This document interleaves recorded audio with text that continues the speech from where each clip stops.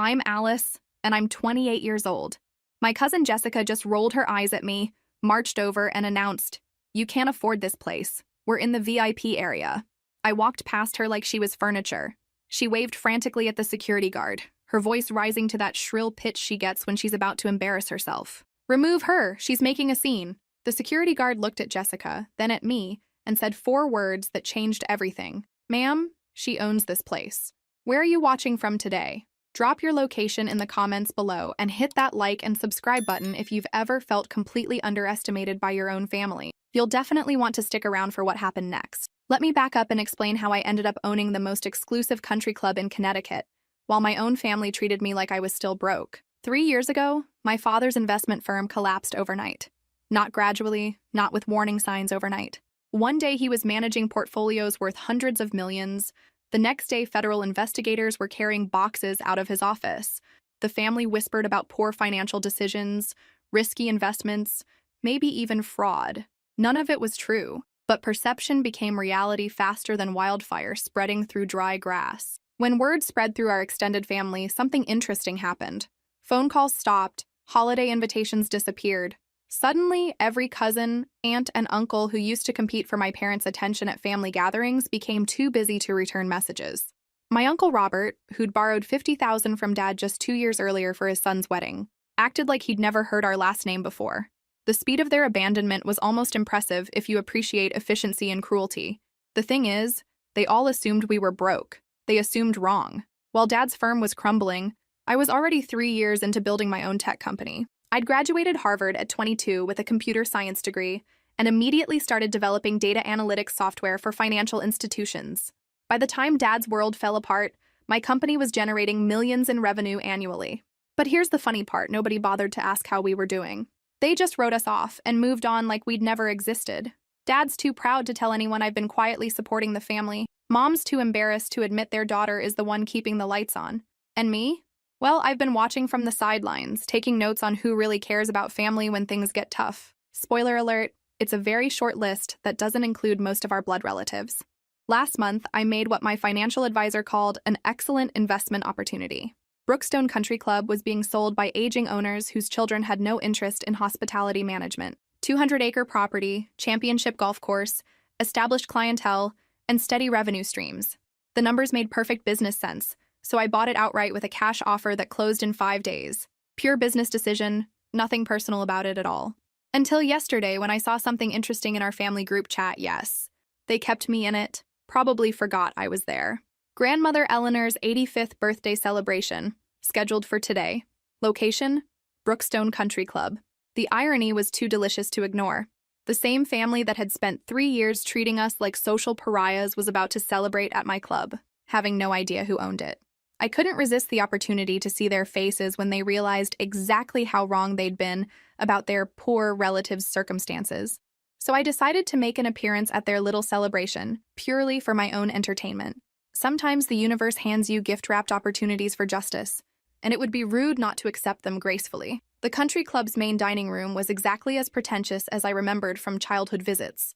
Crystal chandeliers hung from vaulted ceilings, oil paintings of long-dead members lined mahogany-paneled walls, and every surface gleamed with the kind of polish that screamed, "Your money better be old enough to vote." I'd always thought this place was ridiculous growing up. Now I owned it, which meant I could appreciate the ridiculousness from a position of power rather than teenage resentment. I spotted our family immediately. They'd claimed the largest table on the terrace, overlooking the 18th hole where men in pastel polo shirts pretended golf was more important than the business deals they were actually discussing between swings. Grandmother Eleanor sat at the head like a queen holding court, my Aunt Margaret fussing over her champagne glass with the dedication of a sommelier, Uncle Robert gesturing dramatically while telling some story that had everyone laughing with the forced enthusiasm of people determined to have a good time. They looked happy, relaxed, unburdened by the presence of their financially ruined relatives. The absence of guilt on their faces was almost artistic in its completeness. These people had perfected the art of selective memory, rewriting family history to exclude inconvenient relatives who might dampen their celebration. Jessica saw me first. Her expression shifted from surprise to annoyance to something approaching panic in about 3 seconds flat, like watching someone's face process the stages of a natural disaster in real time. She whispered something to her mother, Aunt Margaret, who turned to stare at me with barely concealed horror. The whispers spread around the table like a virus through a cruise ship, each person's reaction more dramatic than the last. Uncle Robert stopped mid-sentence, his wine glass frozen halfway to his lips. My cousin David actually put his hand to his forehead like he was getting a migraine just from seeing me. The performance was so coordinated it could have been choreographed, except none of them were that good at acting when they weren't trying to be cruel. Well, Grandmother Eleanor's voice carried across the terrace with the authority of someone accustomed to controlling conversations through sheer force of personality. This is unexpected. I approached the table with what I hoped looked like confidence rather than the sick satisfaction I actually felt bubbling up from somewhere deep in my chest. Happy birthday, Grandmother. You look wonderful. Thank you, dear. Her tone suggested I'd complimented her on a particularly unpleasant medical procedure. We weren't expecting you. I can see that. I gestured toward the empty chairs scattered around nearby tables, noting how quickly extra seating disappeared when you were trying to exclude someone from family celebrations. Plenty of room, though. Aunt Margaret cleared her throat with the delicacy of someone preparing to deliver bad news to a small child who still believed in fairy tales. Alice, darling, we should probably explain. This is a private celebration. Family only. The statement hung in the air like smoke from a house fire, acrid and impossible to ignore. Family only. As if the last 28 years of Christmas mornings and birthday parties and graduation ceremonies had been some kind of elaborate misunderstanding. As if blood relation had an expiration date tied to bank account balances and social embarrassment levels. I see. I nodded slowly, letting my gaze move around the table with the methodical precision of someone taking inventory. Family only. Uncle Robert shifted uncomfortably in his seat, his collar suddenly seeming too tight around his neck. It's nothing personal, Alice. It's just, well, circumstances have changed, haven't they? We thought it might be awkward for everyone involved.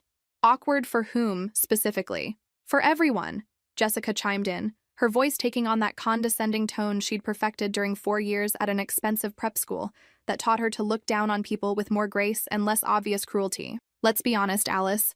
You can barely afford rent, let alone membership here. It's embarrassing for the family. That's when I smiled. Not a fake smile, not a polite smile, but the kind of smile that makes people suddenly remember they left something important in their car and should probably go check on it immediately. You're absolutely right, Jessica. It would be embarrassing, if it were true. Grandmother Eleanor raised an eyebrow that had been surgically perfected sometime during the Reagan administration. I'm sorry, dear? Oh, don't apologize. It's an honest mistake. I pulled out my phone with deliberate slowness, enjoying the way their eyes tracked the movement like cats watching a laser pointer. This is interesting timing, actually. I just closed on a new property this week. The silence that followed was so complete, I could hear the sprinkler system cycling on the golf course in the distance. You know that moment in movies where the record scratches and everyone freezes?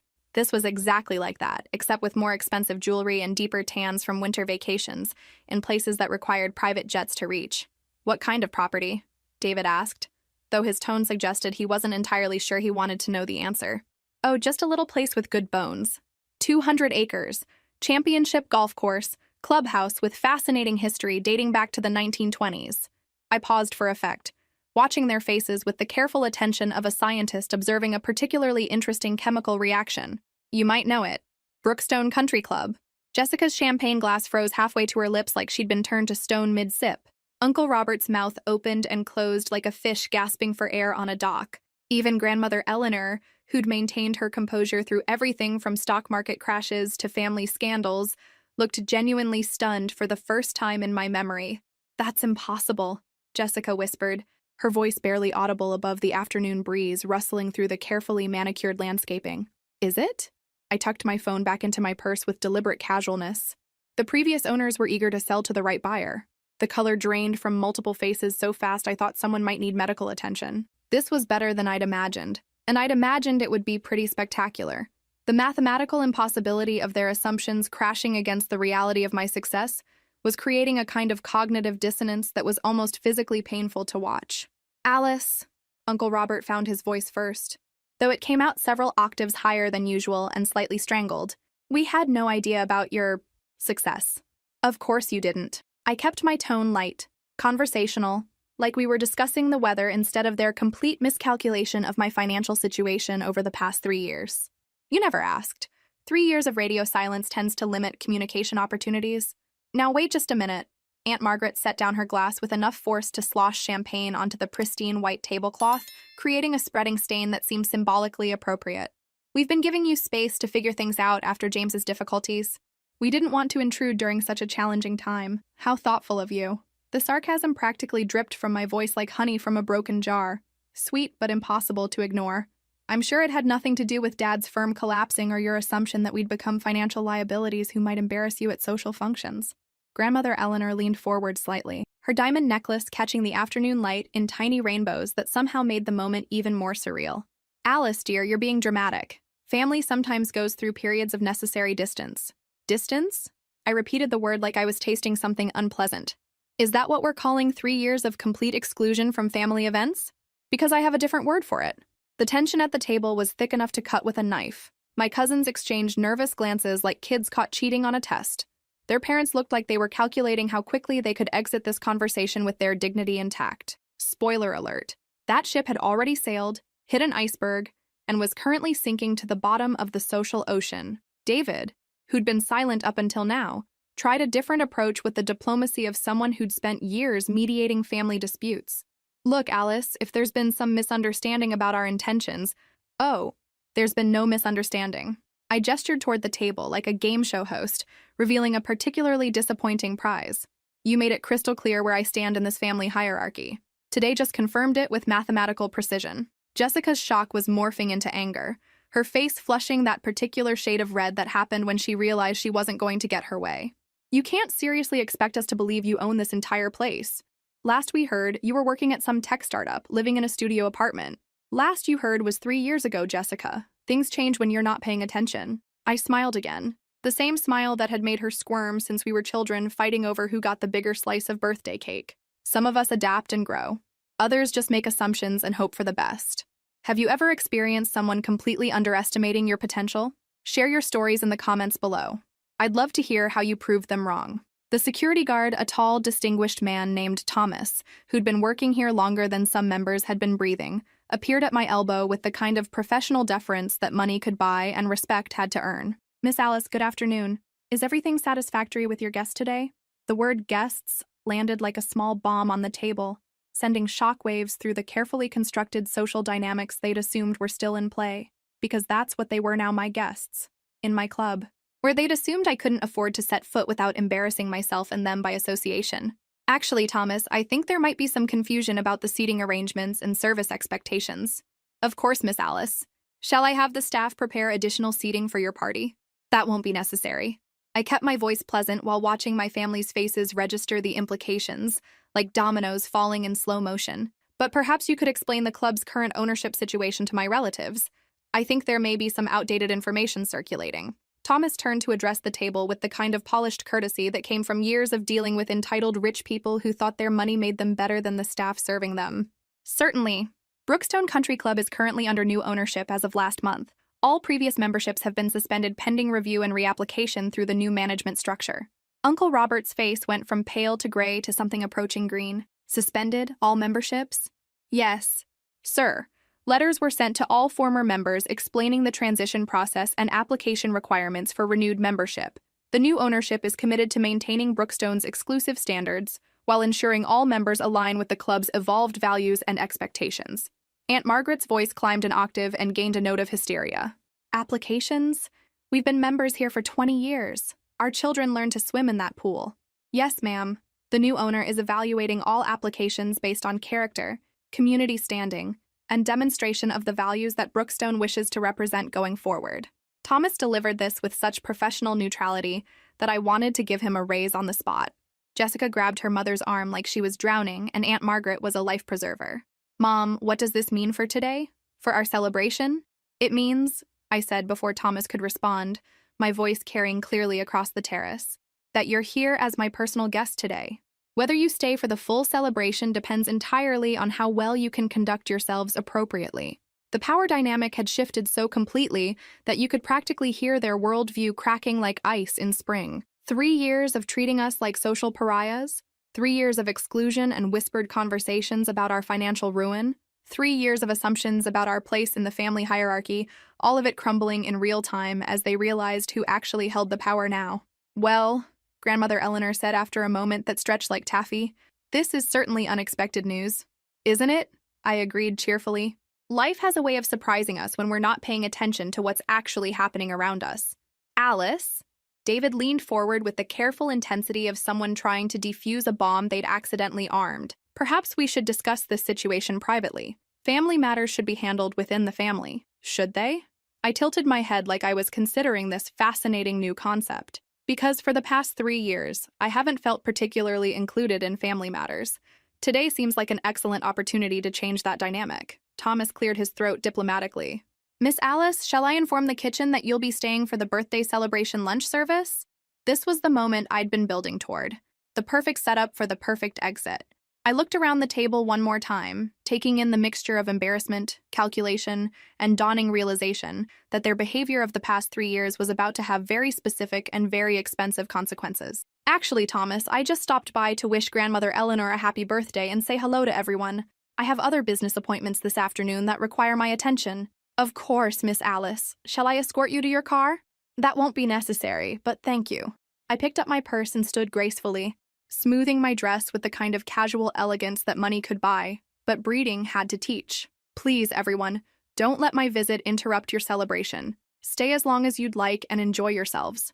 I started to walk away, then paused as if remembering something important. The kind of pause that made everyone lean forward slightly, waiting for the other shoe to drop. Oh, and Thomas, please make sure my family receives the full premium service experience today. Individual billing for all orders, of course I want them to understand exactly what they're receiving. Thomas nodded with the gravity of someone receiving military orders. Understood, Miss Alice. Individual premium billing, with payment required before departure. Should there be any questions about the charges, what would you like me to tell them? Tell them they're receiving exactly what they ordered, nothing more, nothing less. If there are any concerns about the pricing, they're welcome to contact me directly. And if they're unable to reach you, then they'll need to resolve the situation themselves like adults. I turned back to the table with a smile that could have powered a small city. Enjoy your lunch, everyone. And happy birthday again, Grandmother. I do hope this celebration is everything you deserve. The silence that followed my departure was so complete I could hear my own heartbeat as I walked through the clubhouse. Behind me, I knew 8 people were sitting in stunned silence, trying to process what had just happened and what was about to happen when they realized the full implications of individual premium billing at one of the most expensive restaurants in Connecticut. Thomas followed me discreetly to the main desk, where I handed him a business card with very specific instructions written on the back. Everything they order gets the full premium treatment. If they try to claim family rates or house accounts, remind them that all previous arrangements have been canceled.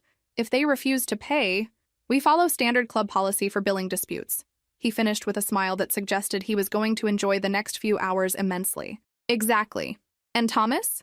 I'll be monitoring the security system remotely. Make sure they know that. I drove exactly 2 blocks away and parked at the coffee shop across from the club's main entrance, where I had a perfect view of both the terrace and the parking lot. More importantly, I had access to something even better, the club's upgraded security system, which I could monitor from my phone thanks to the comprehensive technological improvements I'd installed as the new owner. Pulling up the camera feed, I watched my relatives huddle together like conspirators plotting a coup.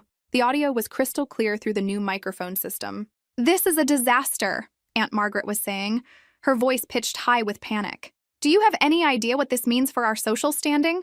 "It means Alice has been playing us for fools," Jessica snapped, her anger overriding her shock. "How long has she been rich? How long has she been laughing at us behind our backs?" "The question," Grandmother Eleanor said with her usual authority, "is what we do now to repair this situation. We fix this," Uncle Robert declared with the confidence of someone who'd never encountered a problem money couldn't solve. "We're family. This is just a misunderstanding that got out of hand because of poor communication." "Is it?" A familiar voice cut through their conversation like a knife through butter. I adjusted the camera angle and saw my parents approaching the table, both dressed in the kind of casual elegance that money could buy and confidence had to earn. Dad looked exactly like what he was, a successful businessman enjoying his semi-retirement. Mom practically glowed with the satisfaction of someone who knew her daughter had just purchased the club where people were currently panicking about her financial success. "James, Patricia!" Grandmother Eleanor's voice was unnaturally bright, like someone commenting on the weather during a tornado. "We were just discussing Alice's wonderful news about her business success." "Were you?" my mother asked with the kind of neutral tone that could freeze champagne mid-pour. What followed was the most entertaining conversation I'd ever witnessed through a security camera. My parents, armed with the knowledge of what had just transpired, faced down 3 years of family rejection with the kind of calm dignity that made their relatives squirm in their chairs like children caught lying about broken vases. "We should celebrate!" David suddenly announced, his voice too loud and too enthusiastic, like someone trying to convince themselves they were having fun. "This is incredible news. Our Alice, owning Brookstone." "Our Alice?" my father repeated quietly, and the two words carried more weight than a full speech. But what happened next exceeded even my wildest expectations, because instead of showing appropriate shame or attempting to leave gracefully, my family decided to double down on their newfound enthusiasm for my success. "You know what?" Jessica said, her voice gaining confidence as she spoke to the waiter who'd approached their table. "We'll have champagne, the Dom Pérignon. This is a celebration." I nearly choked on my coffee. After 3 years of pretending I didn't exist, they were now planning to celebrate my success. The audacity was breathtaking. "Absolutely!" Uncle Robert was nodding enthusiastically. "Our family just acquired this magnificent property. Alice is our niece." Through the camera, I watched them transform from shocked relatives into social media influencers who just discovered their meal was comped. They were practically preening, completely missing the irony that they were celebrating the success of someone they'd ignored for 3 years. "We'll need additional seating," Aunt Margaret added regally. "Some of our friends will want to join us once they hear this exciting family news." I watched in fascination as they began making phone calls, inviting friends to witness their association with the new owner of Brookstone Country Club. The revisionist history happening in real time was worthy of academic study.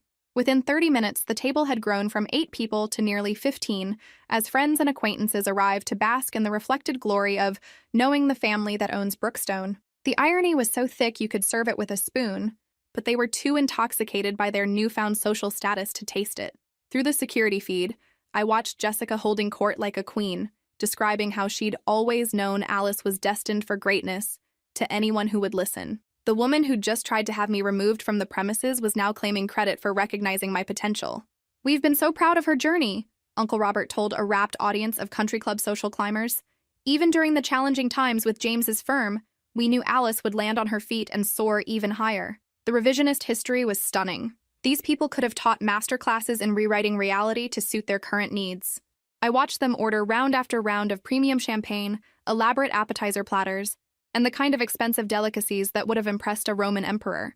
"Our family has always been close," Aunt Margaret was explaining to someone's wife who looked appropriately impressed.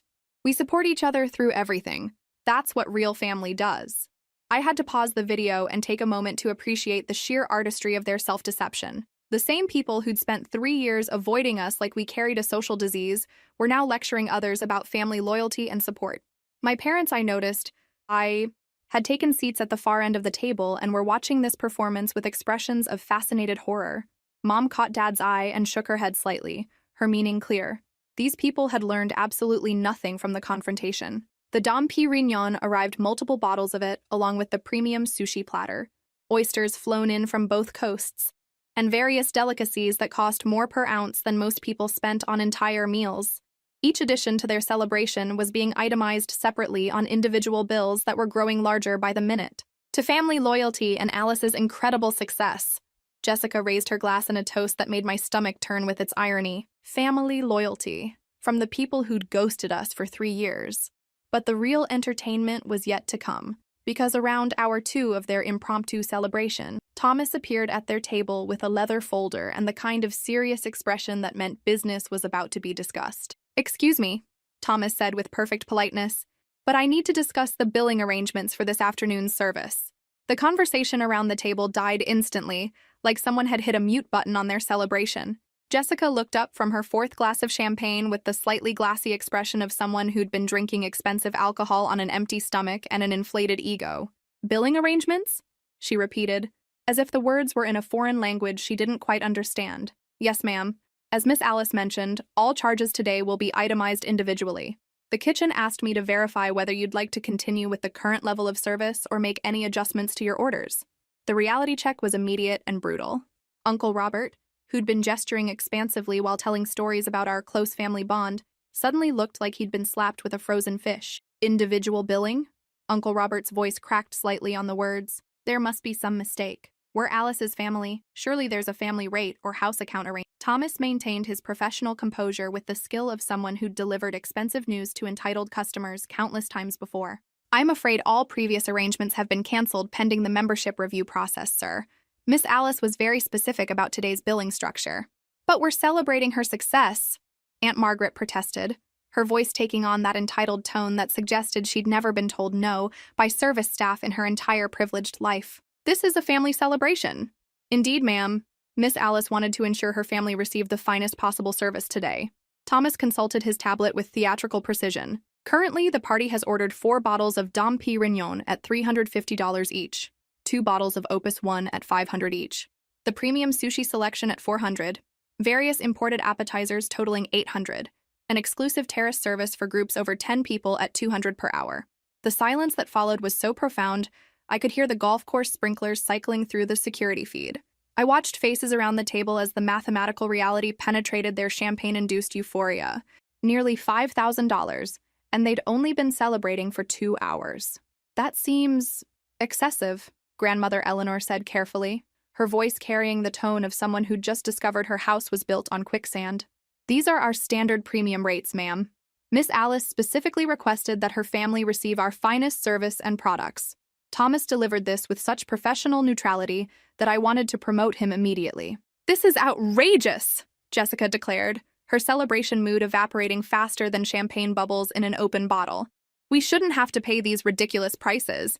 We're family. I understand your concern, ma'am. Would you like me to contact Miss Alice to discuss the billing arrangement? Yes, Uncle Robert said desperately. Call her immediately. I watched Thomas pull out his phone with theatrical precision, dial a number, wait exactly 10 seconds, then hang up with an expression of professional regret. I'm afraid Miss Alice isn't answering her phone. Shall I leave a voicemail message? Try again, Jessica demanded, her voice rising with panic.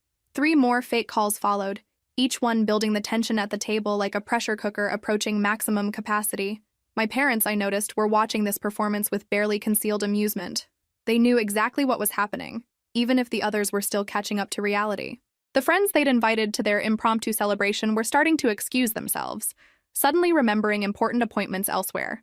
Nothing cleared a party faster than the possibility of being asked to split a $5,000 bill that nobody had seen coming. Maybe we should just pay it and sort this out later, one of Jessica's remaining friends suggested quietly. Pay it? Jessica's voice reached a pitch that could shatter crystal. Do you have any idea how insulting this is? We're being treated like common customers instead of family. Perhaps that's because, my father said quietly, you've been treating Alice like a common stranger instead of family for the past 3 years. The truth landed like a sledgehammer in a glass factory. Uncle Robert's face flushed red with indignation rather than embarrassment. This is completely inappropriate.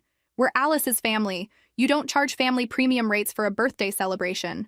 Actually, Thomas said with admirable patience, Miss Alice was quite clear that family receives exactly the same treatment as anyone else, no special privileges. No discounted rates and payment required before departure. This is insulting. Aunt Margaret stood up so quickly her chair nearly toppled backward. We've been members here for decades. We have standing in this community. You can't treat us like we're paying customers? My mother suggested helpfully. The accusation hung in the air like smoke from a particularly expensive cigar. These people weren't upset about the money, they were furious about being treated like everyone else, instead of receiving the special treatment they felt entitled to as family. We demand to speak with the manager, Jessica declared with the righteous indignation of someone who'd never been denied anything in her life. I am the manager, ma'am, Thomas replied smoothly. However, if you'd prefer to discuss this matter with the owner, I can certainly attempt to reach Miss Alice again. Yes, get Alice on the phone right now. I watched through the security feed as Jessica grabbed her own phone and started dialing frantically. The look of growing panic on her face when I didn't answer was absolutely priceless. She tried calling from different phones, sending increasingly desperate text messages, even attempting to reach me through social media. My phone was buzzing nonstop with their attempts to contact me. Alice, there's been a misunderstanding about the billing. Jessica, call us immediately. Uncle Robert, this is your grandmother. We need to speak now. Eleanor, please answer your phone. David. Each unanswered message made them more frantic. The friends they'd invited to bask in their reflected glory had completely disappeared, leaving them alone with a bill they felt too entitled to pay and no way to reach the person who could resolve their situation. This is absolutely unacceptable, Uncle Robert declared, pacing beside the table like a caged animal. We refuse to pay these outrageous charges. This is family harassment. Thomas nodded sympathetically. I understand your frustration, sir. However, club policy requires payment for all services rendered. If you're unable to settle the bill, I'll need to follow our standard procedures for billing disputes. Which are? Grandmother Eleanor asked, though her voice suggested she didn't really want to know the answer. Security escort and notification of local authorities, ma'am. Standard protocol for customers who refuse to pay for services received.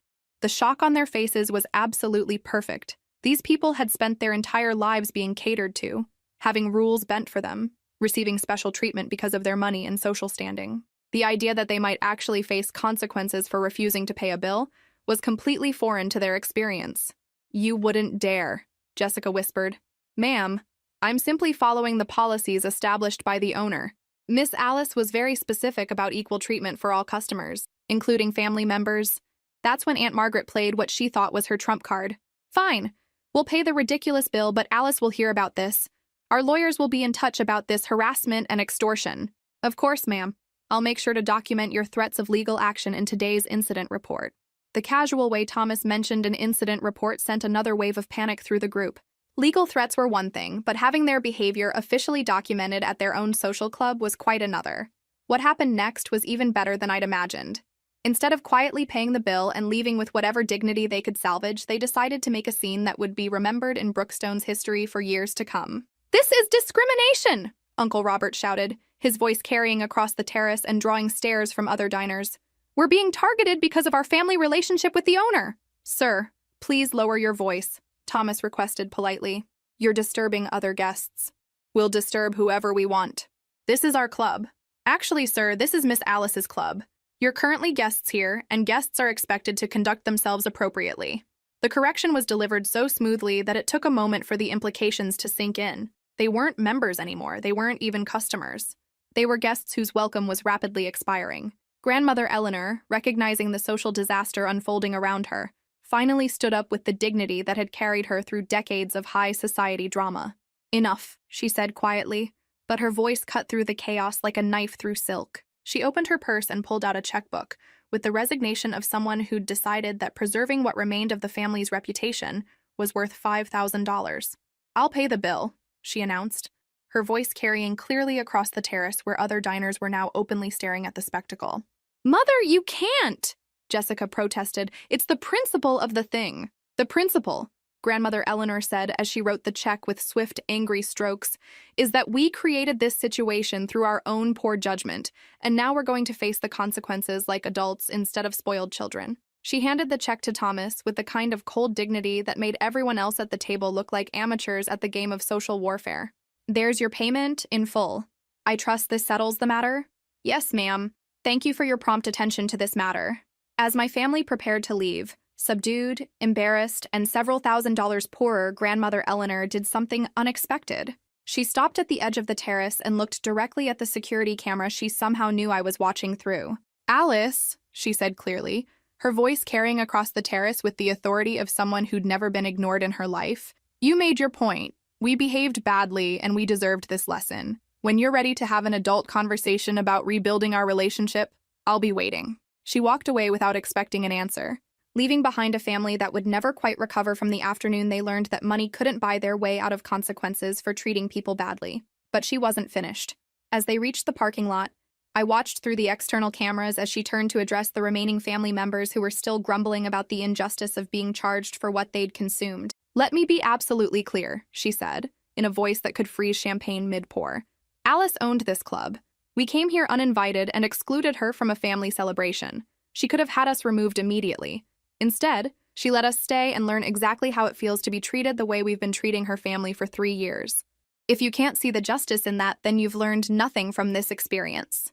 The parking lot confrontation continued for another 10 minutes, with various family members arguing about who was to blame and what they should do next. Through it all, Grandmother Eleanor maintained her dignity while making it clear that she, at least, understood exactly what had transpired and why. 3 hours later, I sat on my parents' porch, sharing the most honest family conversation we'd had in years. The late afternoon sun was casting long shadows across their garden, and the silence was comfortable rather than strained for the first time since Dad's business had collapsed. "So," Dad said, grinning over his coffee cup, "how does it feel to own the place where you just delivered the most expensive lesson in consequences our family has ever received?" "Profitable," I replied, and we all laughed with the kind of genuine amusement that comes from watching justice served with perfect precision and professional catering. "Your grandmother called," Mom said gently. "She wants to have lunch, just the two of you." I considered this information while watching a cardinal build its nest in the oak tree that had shaded my childhood reading sessions. Grandmother Eleanor had been the only one to truly understand what had happened today, the only one to take responsibility instead of making excuses or threatening lawsuits. "Did she mention where she wanted to meet?" "Brookstone Country Club," Mom smiled. "She said she'd like to see what you've done with the place, and she wants to submit a membership application." "A membership application?" "She said she wants to go through the same process as everyone else. No special treatment. No family privileges. She wants to earn her place based on character and community standing."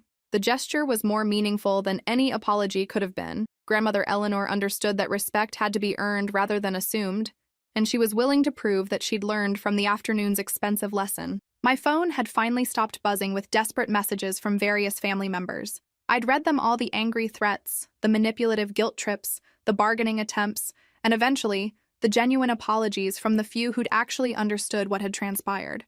Uncle Robert's message was typical. "This was a gross overreaction. Family doesn't treat family this way." Jessica's was predictably self-centered. "I can't believe you humiliated us in public like that. My friends will never let me live this down." But David's message was different. "I understand why you did what you did. We had it coming. When you're ready to talk, I'd like to hear about your business. I think I owe you about 3 years' worth of congratulations." And then there was Aunt Margaret's message, which had arrived just an hour ago. "Your grandmother made us understand some things we should have realized years ago. We were wrong about everything. Would you consider letting us try again?" I wasn't ready to answer most of them. Some bridges could be rebuilt, but others had been burned too thoroughly to salvage. Time would tell which was which. "The interesting thing about today," I said to my parents, "is that it wasn't really about the money or the club or even the humiliation. It was about respect. For 3 years, they assumed they could write us off and pick up the relationship whenever it became convenient for them again. And now?" Dad asked. "Now they know that relationships don't work that way. You can't ignore people when times are tough, and then expect warmth when circumstances change." The sun was setting over the golf course, visible in the distance, painting the sky in shades of gold and pink that made everything look peaceful and permanent. Tomorrow, I'd return to running my business and managing my new investment property. I'd probably approve Grandmother Eleanor's membership application and consider a few others on a case-by-case basis. But tonight, I was content to sit with the people who'd never wavered in their love and support, watching the day end with the satisfaction of a job well done. Sometimes the most powerful thing you can do is simply refuse to accept less than you deserve. Whether it's in business, relationships, or family dynamics, knowing your worth and insisting others respect it isn't arrogance, it's survival. My phone buzzed with one final message of the day, this one from Thomas. "Miss Alice, I wanted to let you know that today's events have become quite the topic of conversation among the staff. The team is honored to work for someone who values fairness and consequences over family politics. We're looking forward to building something special here. If this story resonated with you, make sure to like and subscribe for more tales of standing up for yourself and choosing the family that actually deserves your loyalty. Remember, you teach people how to treat you, and sometimes the most effective lessons come with itemized receipts."